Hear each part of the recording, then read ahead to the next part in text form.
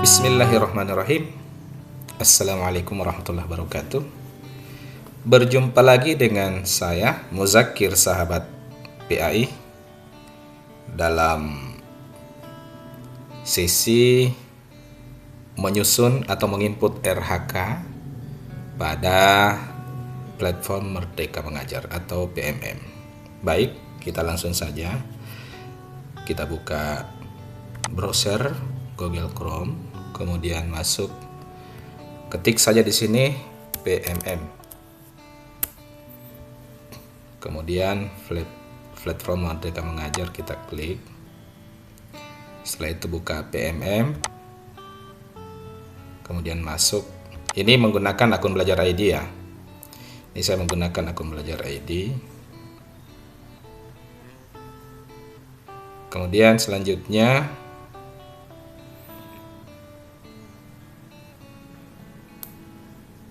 kita lihat fitur-fitur dari platform Merdeka Mengajar. Nah, setelah itu kita pilih pengelolaan kinerja. Nah, setelah memilih pengelolaan kinerja, kita mulai perencanaan kinerja. Nah, kita akan cek dulu ya, bagaimana dengan data diri kita, apakah sudah tepat atau belum. Kalau sudah sesuai, maka silakan data sudah sesuai. Data sudah benar, kita klik. Kemudian laman terbuka. Di sini ada pilih indikator untuk menjadi fokus peningkatan kinerja Anda. Jadi ini ada beberapa yang ditawarkan untuk menjadi fokus kita untuk menyusun rencana hasil kinerja. Di sini saya akan memilih penerapan disiplin positif. Klik di sini. Kemudian ke pengembangan kompetensi. Setelah itu akan terbuka total poin yang harus kita kumpulkan adalah 32 poin. Di sini karena saya belum menginput, maka di sini masih kurang 32 poin. Artinya bahwa saya akan membuat RHK, rencana hasil kerja, itu sebanyak 32 poin. Rencana hasil kerja pertama itu saya buka. Di sini ada pilihan meningkatnya kompetensi melalui peran sebagai partisipan kegiatan seminar, lokakarya, konferensi, simposium, dan seterusnya. Ini ada 4 poin. Saya akan rencana pada 1 semester ke depan akan mengikuti seminar, misalnya ya, atau lokakarya, atau konferensi, simposium. Maka saya klik di sini. Ada berapa kali saya akan mengikuti?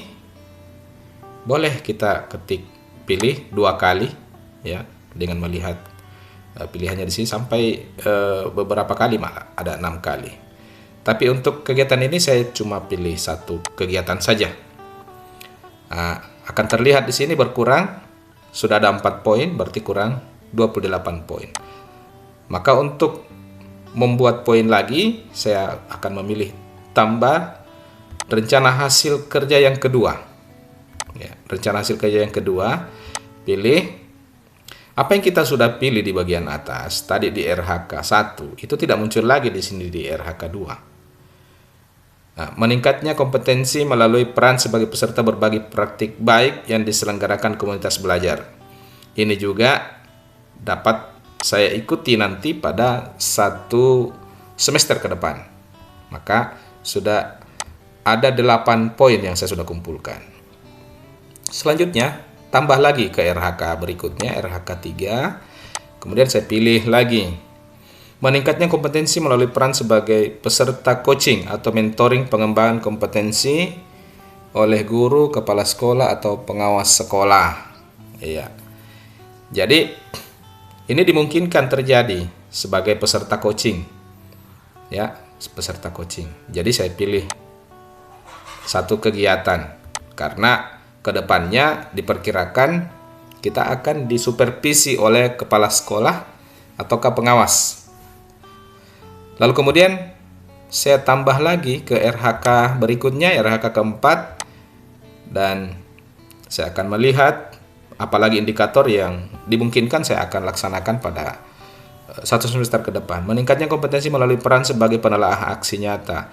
Saya rasa untuk menjadi sebagai penelaah mungkin ya saya belum mampu untuk itu. Penelaah cerita praktik ini juga kemungkinannya saya belum. Penyusun konten saya juga belum. Tapi kawan-kawan sekalian, sahabat PAI, kalau kalian sudah mahir dalam mengumpulkan konten, silahkan. Ada banyak kontennya, silahkan dipilih. Kemudian meningkatnya kompetensi melalui peran sebagai narasumber berbagai praktik baik. Ini juga mungkin belum. Saya akan pilih beberapa peserta kegiatan pelatihan mandiri ya. Meningkatnya kompetensi melalui peran sebagai peserta pelatihan mandiri melalui model kompetensi. Pelatihan mandiri ini bisa diikuti melalui PMM, tentu seperti itu. Saya pilih yang ini. Di PMM banyak sekali pelatihan mandiri yang bisa kita ikuti, karena itu bisa dipilih beberapa kegiatan. Mungkin 2 kegiatan ya. Nah, kita cek sudah berapa poin yang kita kumpulkan. Sudah 28 poin. Tinggal 4 poin yang kita butuhkan. Sekarang kita akan lihat lagi apa indikator yang dimungkinkan bisa kita buat. Kita bisa laksanakan ke depannya. Meningkatnya kompetensi melalui peran sebagai peserta kegiatan pelatihan atau bimbingan teknis yang memperoleh sertifikat di bidang pendidikan, kebudayaan, riset, dan teknologi. Oh, ini bisa sekali kita ikuti. Ini juga bisa ya. Meningkatnya kompetensi melalui peran sebagai partisipan observasi praktik pembelajaran. Partisipan ya. Partisipan berarti kita sebagai orang yang berpartisipasi dalam observasi praktik baik. Misalnya ada kawan kita yang ingin disupervisi. Nah, kita yang berpartisipasi menjadi observer. Boleh ya, boleh. Oke, bukti dukungnya juga itu tidak terlalu ribet, kawan-kawan sekalian, sahabat PAI. Ada bukti dukung laporan untuk kegiatan yang ini, laporan. Kemudian ada juga sertifikat topik, ya, ada sertifikat bukti dukung, ada sertifikat tergantung dari kegiatan yang kita pilih. Saya sudah mengumpulkan 36 poin. Berarti sudah melebihi dari target. Lebih boleh ya. Lebih dari 32. Oke, selanjutnya saya klik ke tugas tambahan. Di RHK pada tugas tambahan ini pilihan, ya, ini pilihan, tidak menjadi wajib. Tetapi ketika kita punya tugas tambahan di sekolah, sebaiknya kita masukkan tugas tambahan sebagai wali kelas misalnya ya. Saya sebagai wali kelas, kita pilih, kita cari di sini tugas tambahan sebagai guru piket juga ada. Tugas tambahan sebagai penilai kinerja guru juga ada. Iya.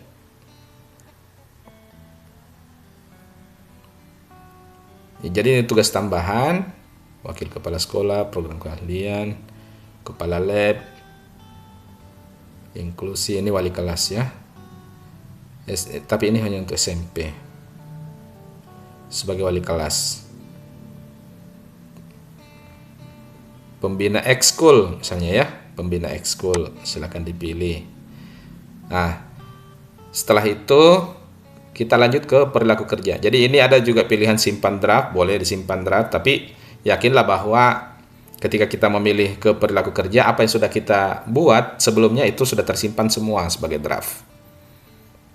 Kalau misalnya kita punya tugas tambahan yang lain, kita bisa tambah di sini, kemudian kita pilih apalagi tugas tambahan yang kita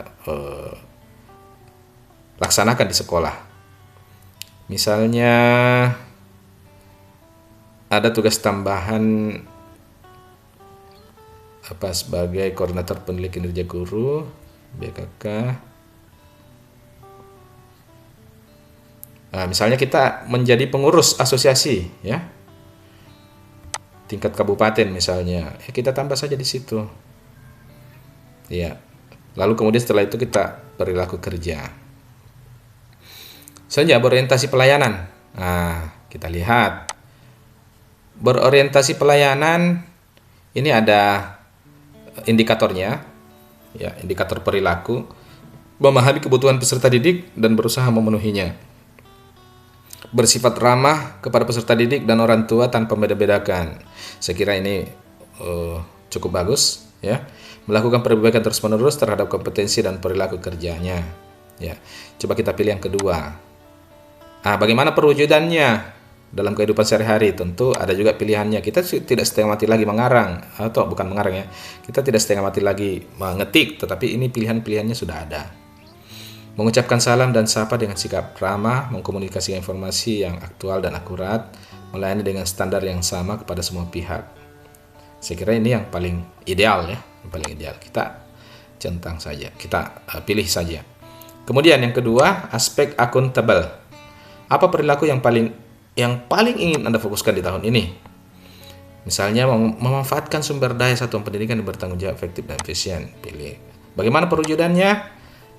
Memanfaatkan fasilitas pembelajaran sesuai dengan peruntukannya, mencari cara efisien penggunaan sarana prasarana, bahan dan alat kerja satuan pendidikan. Saya kira yang paling ideal.